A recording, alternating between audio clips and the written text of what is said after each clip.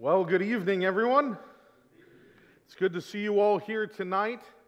We are going to be picking up in Daniel chapter 11 this evening. But before we get too far into it, one or two little housekeeping things. First of all, if you'll notice, usually we've been doing questions for the handouts that I've been giving for everyone. This one's a little bit different because there's going to be a lot of information we're going to go over tonight, and I wanted to make sure that if we go too fast or if there's just an overload, you'll have something to kind of refer back to.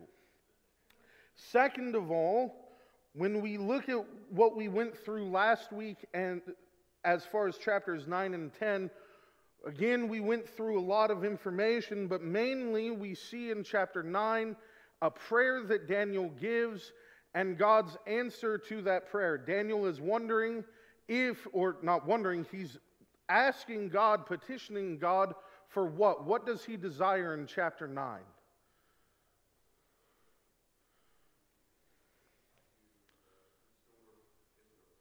To restore Israel earlier than the 70 years given to Jeremiah. He says, God, let us go back now. He desires to know when they can go back, when their suffering can end.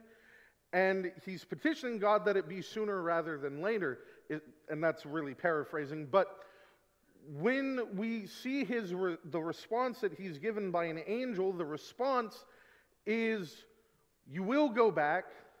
And then it goes in about 3 verses. It goes all the way to the time of the Messiah and evenly possibly past that of Israel return, the Messiah will come, and then the Messiah will reign to an extent, and it will be his time, and then he'll go away, and there's a lot of information packed into those 3 verses. And then we moved into chapter 10, which we see another vision from Daniel in the 3rd year of Cyrus, king of Persia. And Cyrus, or rather during this time in the reign of Cyrus, Daniel receives this vision, sees an image of an angel that is terrifying and awe-inspiring in the very practical meaning of the word of awe. It brings awe and terror to the one who sees it. And he gets sick, and then eventually an angel comes to comfort him, the angel Gabriel, whom we've seen already a few times in these chapters. And then Gabriel tells him that he has been sent here to give Daniel information about the future. And chapters 10, 11, and 12, as we remember, are all one vision. Chapter 10 is the preamble or the setup, and as we'll get into chapter 11, is the first chunk of the vision. But I actually want us to back up first. In a couple of the verses we didn't really cover last week because we ran out of time. If I could get Ian Jones, if you could read for me verses 19 through 21 of Daniel chapter 10, please.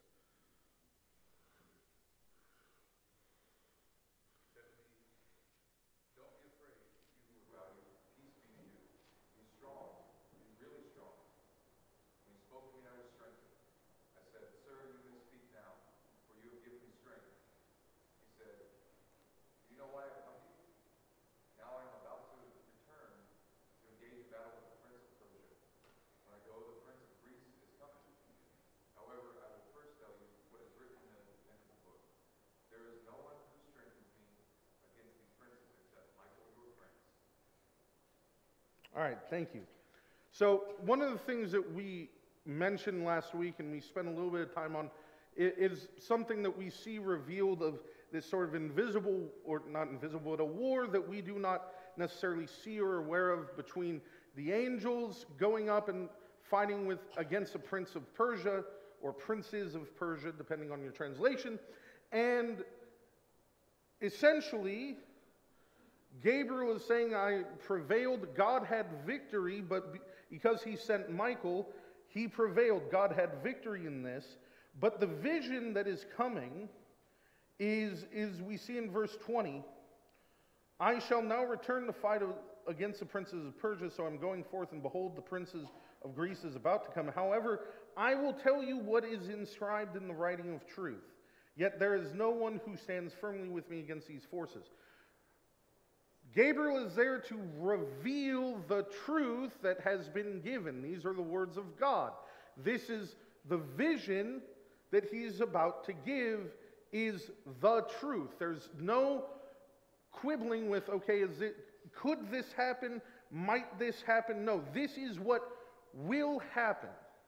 And it's a great setup, and I wanted to make sure that we made mention of it, because when we get into chapter 11 is a little bit different than a lot of the prophecies that we've been reading from chapter 7 onward. What is one of the things we've been highlighting about the prophecies in Daniel is that we have to be very careful with doing what with them?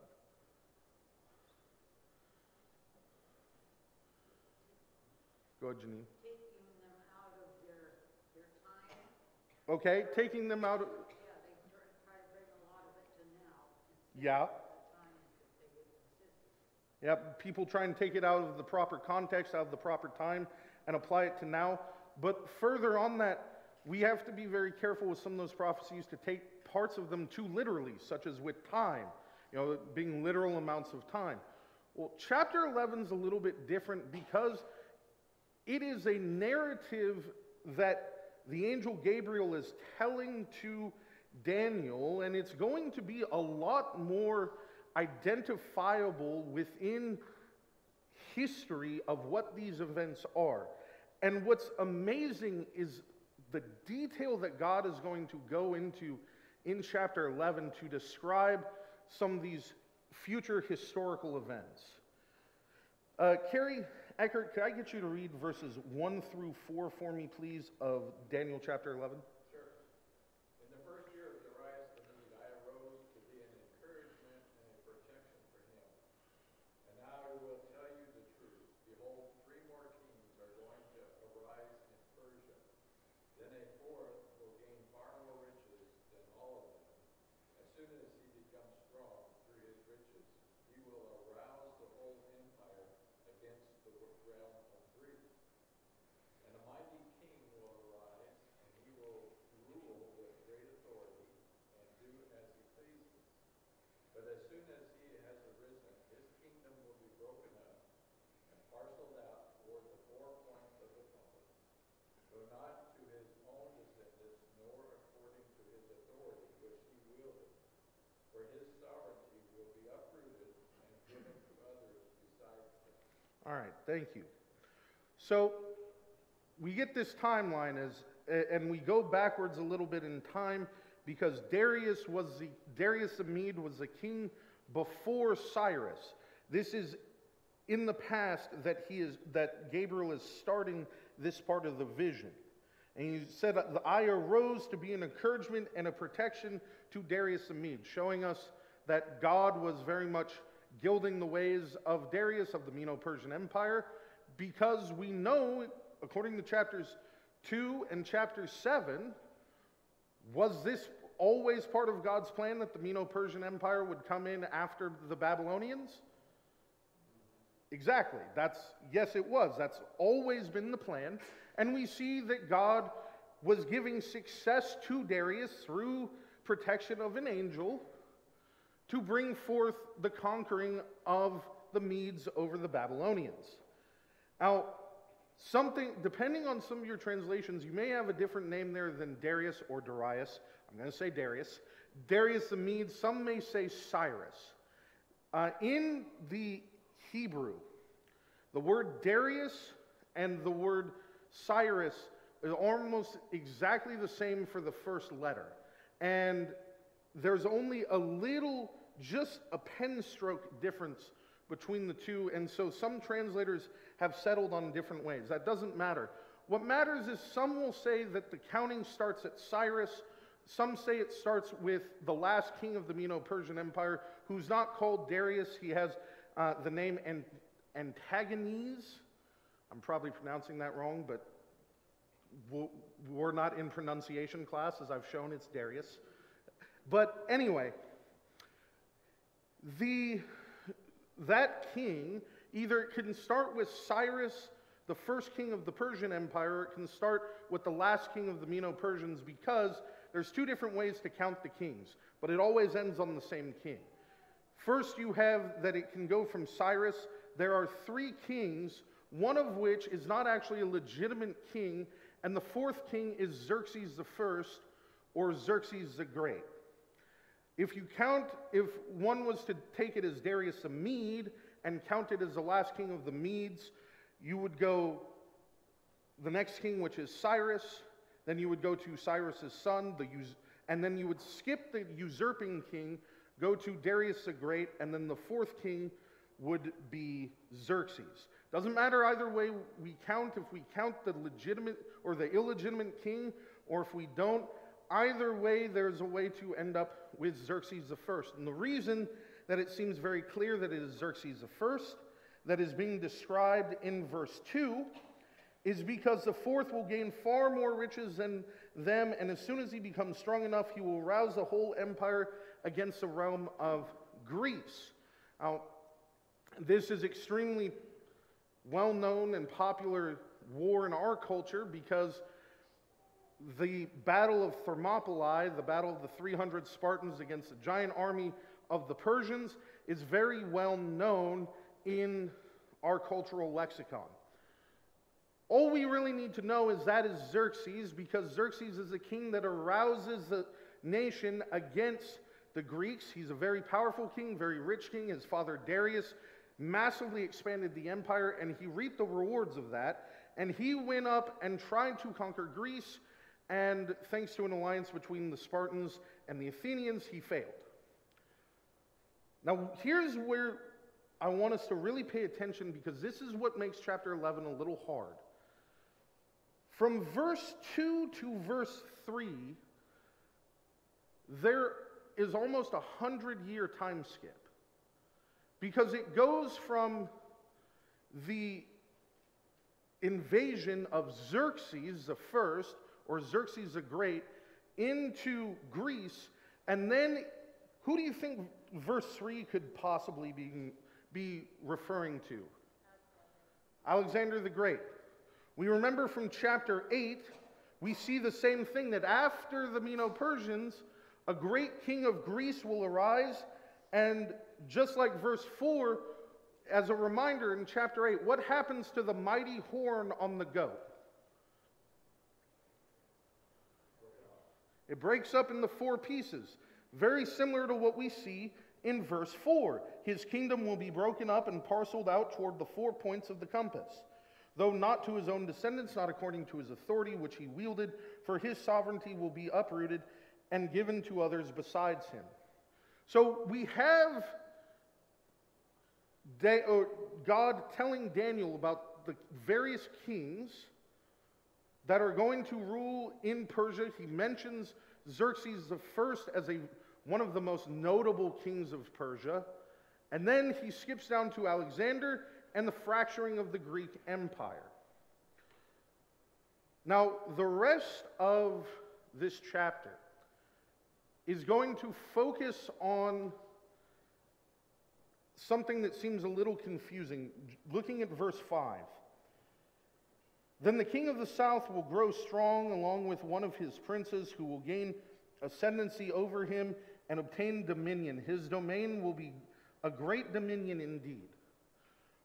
From verse 5 all the way down to really the end of the chapter, but arguably down to about verse 29, we are going to see a continual narrative between the king in the south and the king in the north. Now, what makes that where we have to be dubious about taking that too literally is it won't just be one singular king. It's going to describe to us a passage of history, of well over 100 years of history of warring nations between the southern broke-off nation from Greece and the northern broke-off nation from Greece. And the reason those are significant because they both have controlling interest in the area of Israel. And if you remember 2 weeks ago, we mentioned that there are 4 empires that the Greeks were broken up into. We have 2 that are in Europe, and then we have the one that's sort of the Eastern Empire that takes up Damascus, Assyria, what was formerly Babylon, and all the way down into Israel, but stops a little bit south of where Jerusalem would be in 300 AD. That is the Seleucid Empire. And then the Southern Empire is a lot of what was formerly Egypt, and they are called the Ptolemaic Empire, the Ptolemies. And the Ptolemy Empire was extremely strong. That is who we are referring to as the king of the south, are the Ptolemies. And when we get to the king of the north, we will be referring to the Seleucids until it starts getting even more specific with what Seleucid king that we will be looking at. There is a lot of overlap with chapter 8 that is in this chapter, and really what it does is it takes the vision that we read in chapter 8 and it expands it out massively. Now, my goal tonight is not to bore everybody with history that some of you may not be interested in. And I understand that not everyone is as interested in all the political machinations and going on as I am. If you're interested, there's, again, on the paper that, or on the handout that I gave everyone, is a very brief sort of summary of some of the major events. And if you want to look those up and see them in more detail, you can do that on your own. But for the purposes tonight, I want us to think of what we're seeing, why it matters, and if there's anything that we can really learn that could apply to us in any way. As Janine said, it's important to remember, this is not our mail. This was not for us. These prophecies don't even, chapter 11's prophecies don't even go to really the time of the rise of the modern Roman Empire. We don't get to the time of Christ really in chapter 11. So it's not for us. But I do think there are some interesting things that we can see, and I do think this is important for us to know. Because it's easy to look at this and get confused and come to misinterpretations, thinking that the king of the south and the king of the north are emblematic of some great armies that will arise in the last days and relating to Revelation somehow. The historical events that are described here in chapter 11, the reason I think it's important to go through the history is because it shows how accurate God is down to some very small details. With all that being said, Jessica Richards, would you mind reading verses 5 through 9 for me, please? Also the king of the south shall become strong, as well as one of his princes, and he shall gain power over him and have dominion. His dominion shall be a great dominion, and at the end of some years it shall join forces. For the daughter of the king of the south shall go to the king of the north to make an agreement, but she shall not retain the power of her authority, and neither he nor his authority shall stand. But she shall be given up with those who brought her, and with him who begot her, and with him who strengthened her in those times. But from a branch of her roots one shall arise in his place, who shall come with an army, enter the fortress of the king of the north, and deal with them and prevail. What's through 9? Through 9, please. And he shall also carry their gods captive to Egypt, with their princes and their precious articles of silver and gold, and he shall continue more years than the king of the north. Also the king of the north shall come to the kingdom of the king of the south, but shall return to his own land. Thank you. Okay, so what we're seeing here is what is the kickoff of the wars between the northern kingdom and the southern kingdom. And it starts, as we see, in verse 6, some years they will form an alliance. Because the southern kingdom is very big, very powerful. They hold a lot of the grains. The Nile River Valley at this point is one of the most fruitful places for grain and wheat in the entire world. It's extremely desirable. What will then happen is the Seleucids, who have a huge amount of territory, are in a weaker position militarily, so they seek an alliance through a marriage, and Antiochus I marries a woman named Benisera, who is the daughter of the current king Ptolemy of the Ptolemaic Empire, or of the Ptolemies. However, the Antiochus, the king in the north, will divorce her, will leave her, and go back to his old wife, whom he formerly divorced, and then she will poison him. It will be his downfall, but she will be given up and go back, the she there being the woman from the king in the south, will go back to her own country, and we're seeing all this in verse 6. But as a revenge for what will happen, or for what did happen, to the embarrassment of her having her power taken away, the alliance being broken, and the betrayal from the king in the north, verse 7, one of the descendants of her line will arise in his place, and he will come against their army and enter the fortress of the king of the north. The king of the north is going to have his citadel, his fortress sacked, and in fact we do see this happen. The third Ptolemy, his name as we have there is Ptolemy Eugrates, will plunder the north in vengeance for the broken treaty. He is the immediate son and nephew of Bernice, who was married to Antiochus. So we can already see the very complicated political web being weaved here. What then kicks off because of this, because the northern kingdom was attacked and all of their goods were, the capital was sacked and all of their goods taken to the south, what will then happen is a series of war called the Syrian Wars, and there's 6 of them. We're not going to go through them in immense detail, just covering some of the highlights that we see in the scripture. So you can already see how this gets a little complicated, because we've already seen that the kings that are mentioned, there's already multiple kings being referenced by the king in the south and the king in the north. But we'll try and keep their titles as just the king in the south and the king in the north. Any questions so far? Any confusion, comments? I have a comment. Yes, Randy. In the previous vision that Daniel has, he's, shall we say, freaked out by the whole thing. Yes. All right, now this is a response to that. Mm-hmm. And so I suspect by inference, we look at this and we say, well, I mean, it's difficult to know exactly what everything is. Yeah. I suspect the people who came along with after Daniel would be able to understand this because they're living it. Yes. But I think that's the main idea here. Mm-hmm. Is relax. God is in control. Don't be so wrapped up in your own personal fear. Just trust God. I agree. And we'll emphasize that more here in a little bit, because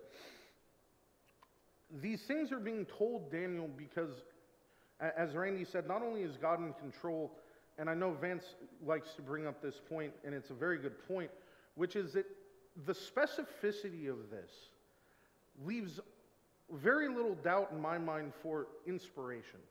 I mean, what religious text are we going to open up and see a prophecy that has this much detail, that is tracking through periods of history with this amount of accuracy? Remember, Daniel is writing this before before Alexander the Great has come to power.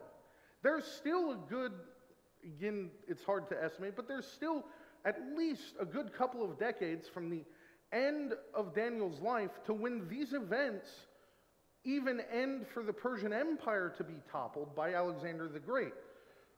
So take note of the fact that we can understand that, yes, this can seem a little boring, but God put this here for a reason. Go ahead, Vance. It's human nature to worry all the time about the state of the world. And we do it today. We worry about the state of our country and what's our future going to be and when do we have our own downfall. And I think we just have to remember that the God that laid this out to Daniel in order to comfort him is the same God that reigns over us today and knows as well what the next 3 or however many kingdoms are after our own. Mm-hmm. And so I think we just, because I have a propensity to read this and not include myself in that and think, well, that was for Daniel, but I still worry about the world today. And it's all the same stuff, really. That's a great thought. Hold on to that, actually, because I want to come back to that. But I want to continue forward here. When we look at the next chunk of verses, verses 10 through 19, picking up in verse 10, His sons will mobilize and assemble a multitude of great forces, and one of them will keep on coming and overflow and pass through, that he may again wage war up to his very fortress. The king of the south will be enraged and go forth and fight with the king of the north. The latter will raise a great multitude, but that multitude will be given into the hand of the former. Basically, the king in the north will retaliate. The son of the former king will retaliate. He will get to the borders, the outer fortresses of the Ptolemaic Empire, and then he will be stopped because the king in the south will counterattack and essentially stop his advance. And then continuing forward in verse 12, or verse 13, excuse me. For the king of the north will again raise a greater multitude than the former, and after an interval of some years he will press on with a great army and much equipment. Now in those times many will rise up against the king of the south, the violent ones among your people, and also lift themselves up in order to fulfill their vision, but they will fall down. Then the king of the north will come, cast up a siege ramp, and capture a well-fortified city, and the forces of the south will not stand their ground, nor even their choicest troops, for there will be no strength to make a stand. And we'll stop there. Essentially, we are seeing a retaliation. There's aggression, a counterattack, retaliation, and then a greater force is mustered by the king in the north, who at this point is Antiochus III. And there's a great victory here in around 200 BC of essentially the south finally loses, and it is a turning point for the downfall of the southern empire. It is a great victory for the north. And things begin to take a turn. Let's skip down to verse 18, or verse 17. He will set his face to come with the power of his whole kingdom, bringing with him a proposal of peace, which he will put into effect. He will also give him the daughter of women to ruin it, but she will not take a stand for him or be on his side. Then he will turn his face to the coastlands and capture many, but a commander will put a stop to his scorn against him. Moreover, he will repay him for his scorn. So he will turn his face toward the fortress of his own land, but he will stumble and fall and be found no more. Now this is all referring to the king of the north, Antiochus III at this point, and this is describing sort of the aftermath of his great victories. He wants to go and conquer the south entirely, but as it says in verse 18, and this is where it gets a little interesting, is verse 18, a commander, some third party shows up, and the third party is actually a Roman general by the name of Scipio.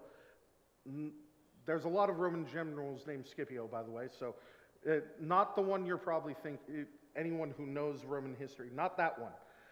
But Scipio defeats the king in the north and stops him. Now, I want to take a pause here. This third party comes out of seemingly nowhere, and it is, in the historical record, considered by many historians to be not only a great upset, but also completely unpredictable. The Romans were not supposed to win, nor were the Romans even supposed to really have that big of an army in the area. So what do you think that could tell us? What possibly could that be hinting at for us? What could we learn from that? I heard some voices over here. Say that again, Randall. Weapons? Their tools were better? Okay, maybe. But think on a bigger picture, not quite that specific, a little bit bigger picture than that. Jessica? In the bigger picture of things, one of the reasons why that was to our downfall is they fought so much against each other. They didn't really pay attention as well as they should have to this slowly rising power from Rome.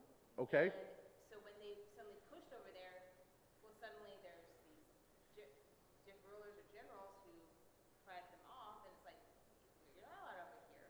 And so we don't see them being focused on right now. It's because they're so focused on fighting each other, they don't notice this other. Yeah, they ignore the sleeping giant because they're focusing on fighting each other. Okay, interesting point. Was there another hand I saw over here? Nolan? Saying one side had better battle strategies, Okay? Well, the Romans certainly had that. That's some. Even during the time of Alexander the Great, the phalanx Mhm. they used at that time helped them win a lot of their battles.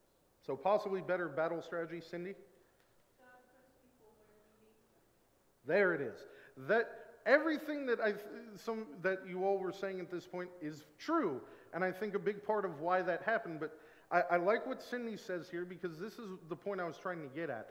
Was this shouldn't have happened and was a surprise.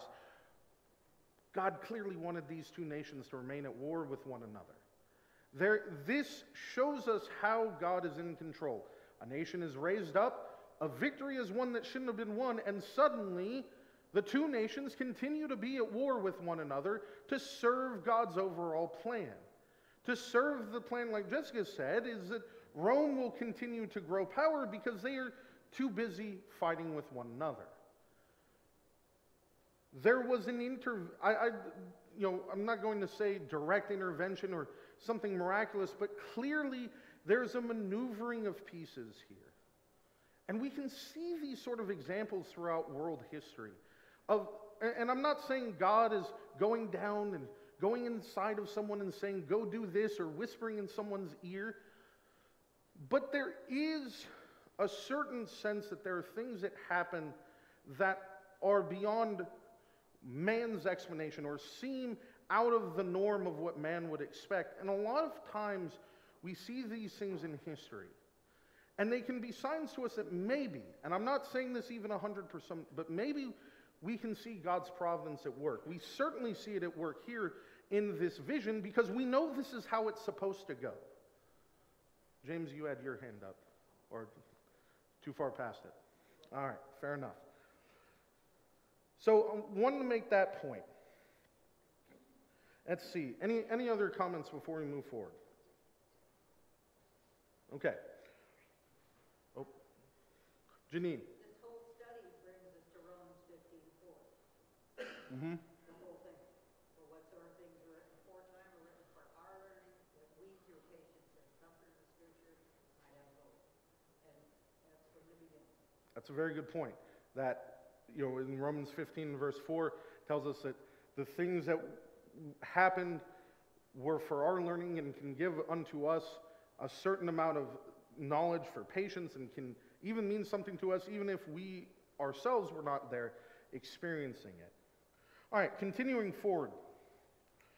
Where I want us to jump down to, let's go ahead and jump down to verse 20, or verse 21 actually. We're going to skip verse 20 even though it's kind of funny. Let's see. Clay, would you mind reading for me verses 21 through 26, please? And in his place shall arise a vile person, to whom they will not give the honor of royalty. And he shall come in peaceably, and seize the kingdom by a tree. With the force of a flood they shall be swept away from before him and be broken, and also the prince of the covenant. And after the league is made with him, he shall act deceitfully, for he shall come up, become strong with a number of people, with a small number of people. He shall enter peaceably, even into the richest places of the province, and he shall do what his fathers have not done, nor his forefathers. He shall disperse among them the plunder, spoil, and riches. And he shall devise his plans against the strongholds, but only for a time. He shall stir up his power and his courage against the king of the south with a great army. And the king of the south shall be stirred up to battle with a very great and mighty army. But he shall not stand, for they shall devise plans against him. Yes, those who eat of the portion of his delicacies shall destroy him. His army shall be swept away, and many shall fall down slain. Thank you. So I want to camp on this for a few moments.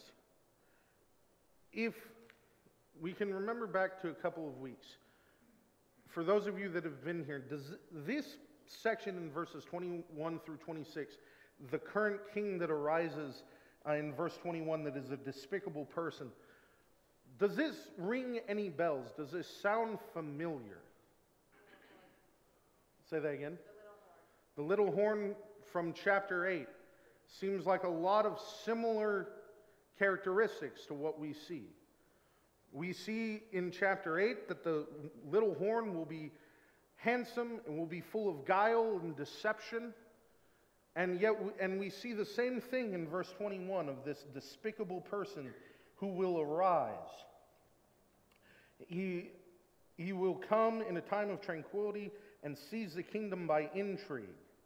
And this is how, as we, again, from the historical record, how Antiochus Epiphanes, or Antiochus IV, comes to power. He strategizes, he moves the political knobs and gears, and he sets himself as king by usurping his cousin and killing his young infant nephew.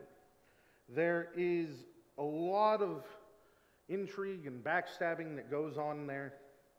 And when he comes to power, we see, just like Daniel chapter 8, that he will do great things. In verse 24, he will enter the richest ports of the realm, and he will accomplish what his fathers never did, nor his ancestors. He will distribute plunder, booty, and possessions among them, that he will devise his schemes against strongholds, but only for a time. Also similar, it's not going to be forever, as we see in chapter 8. He schemes, but he's also extremely successful. He's more successful than any of the previous kings of the north. Again, we see in chapter 8 that the little horn is going to be more powerful than those who came before, just like we see with Antiochus Epiphanes. And I know some of you are probably thinking, well, okay, Robert's just camping on this. We can't say this 100%.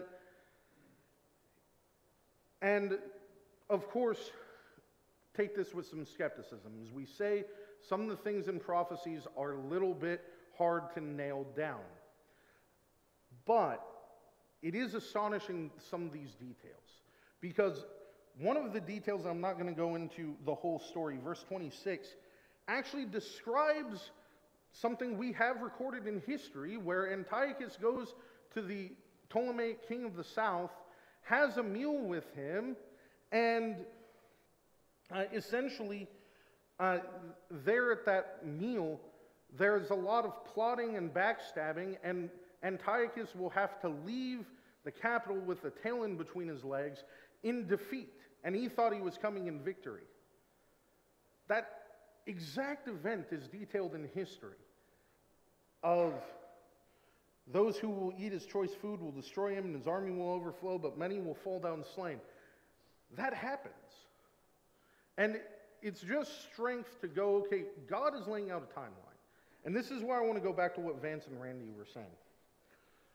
Is, sure, a lot of this, if you're not interested in the history, this is boring and Robert's just rambling. And why are we reading all these verses? I get it. But this adds to our faith, in my opinion. This adds to the fact that not only can we see the detail that God goes into the history and the control that he has, but this also goes to, as Randy was saying, for us to be able to find calmness in the security of the future. Vance brought this up as well. It's very easy to worry about the future, right? Just think of the things happening in the world right now. We have tornadoes. It's been a really bad tornado year for some parts of the country. Florida's about to get some really severe weather, or in the process of getting it. We see, in other parts of the world, we see wars in which terrible casualties are being wrought. We see the destruction of women and children. We see people fighting in the streets, struggling to survive, and for many it feels like we could be on the brink of another world war. The economy feels like it's getting worse. There's a contentious presidential election that some are hyping up to be the most important election in the history of our country, which I'm pretty sure that makes, like, I don't know, how many elections have been like every one is the most important election? But all of these things, there's an uncertainty in the future. I always think of a speech from Jimmy Carter back in 1980. He did this whole presidential speech. Obviously, yes, I was not alive. I've heard it. He does this speech and he talks about the erosion of confidence in American society. And he says that for the first time in the history of America, that the majority of people think that the next 5 years will be worse than the past 5 years. And he says, and he goes through all of these historical examples of why the American people are losing confidence in the country. And we're not going to debate whether those are true things or untrue things. The point is that we as man, especially now, there's been an uncertainty. And people have felt this uncertainty, thinking that the future is going to be worse than the past. And for some time, people always thought the future would be brighter. The prevailing thought in our society is the future will be worse. And it's really easy to worry about that, to get into a lot of stress and anxiety. I mean, for the younger people, if you want to find out an interesting term, ask a child or a grandchild that's around teenage to early 20s, ask them what doom scrolling is. Doom scrolling is this idea you go on the social media and you just scroll and all you see is negative information. Because that's what the news sells on, is negative information, or at least most. I won't say all. It has led to a lot of pessimism. And yet we can read stories like this and see that at the end of the day, God will have victory. These things are in the control of God. Nations rising and falling, these great political machinations. It's par and course for history. The things that we see in this chapter, betrayals, backstabbings, marriage alliances gone wrong, great wars, underdogs winning, great armies being defeated and marching against one another. I love that stuff, but that's always been the case of history. The things that we see that man does for power. With Antiochus, he kills his own nephew. He betrays his own family. These are the hallmarks of what man does for power. This is consistency of history, of what we as man will do to get ahead, and the corruption that lies in the very centers of so many forces of power. You wonder why God was one of the reasons, or several reasons, but one of the reasons in 1 Samuel chapter 8, why God is so upset about the Israelites desiring a king. He knew what came from the idea of a king, the corruption that would come. And all of this, to remake this point, is hopefully we can see the importance now of why understanding these chapters is helpful to our faith. Because just like the Israelites then, we can have the same outlook of the future, because this is a lot of what Revelation is about, is saying bad things will happen, people will die, and we'll get into the exact ramifications for the Jews next week. But God will be in control. Antiochus will not reign forever. These wars are not going to last forever. And there's a cyclical nature to it as well. War never changes. Man's desires do not change. But yet, we can see God's hand in it all. I hope that makes sense, and I hope that doesn't sound like I was rambling, and that this at least can hold some interest, even if the subject matter itself is not for us. There's so much here that we can learn and understand about God and His sovereignty and power over the world, and how that can bring peace to us in an uncertainty of the future. We can know that things are in the control of God, and ultimately that we will be okay, that God will have victory. Any other comments or questions before we end?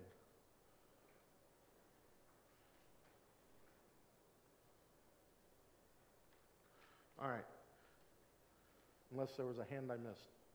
Jessica, did you have your hand up? Well, it was just one thought. It was also, for when they do read it, it would have been encouraging for the Jews at the time, because in the center of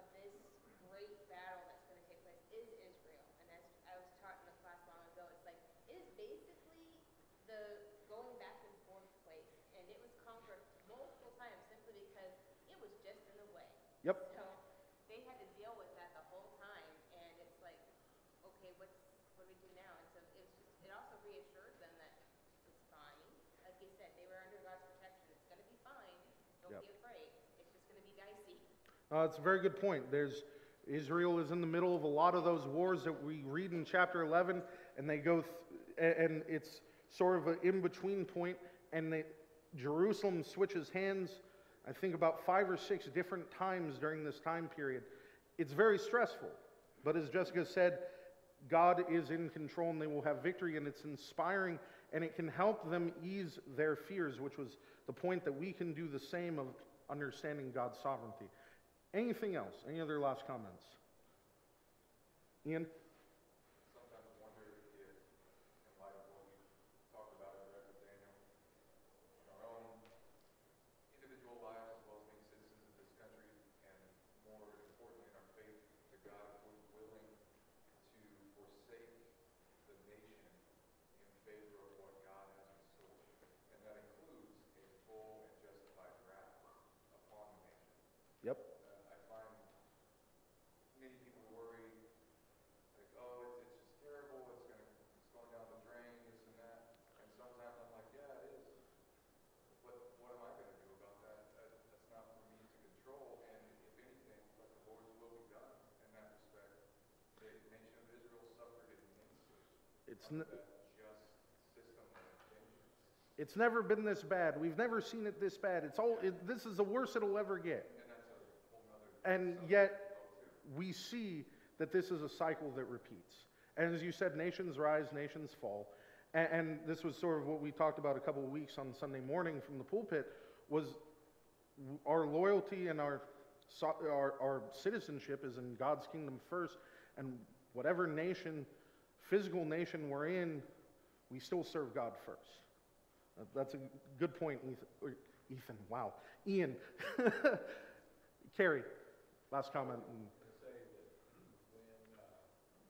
when Daniel is first introduced to the vision, he is told that troublesome times will be coming. Yep. That's all up front. Yep. It's a promise that the future is not all going to be sunshine and rainbows for the people of God. And that's a consistent promise, even with Christ, as we see in Matthew chapter 5 at the end of the Beatitudes. That's a good point, Carrie. And on that note, Richard Thomas, would you mind leading us in a closing word of prayer, if you would?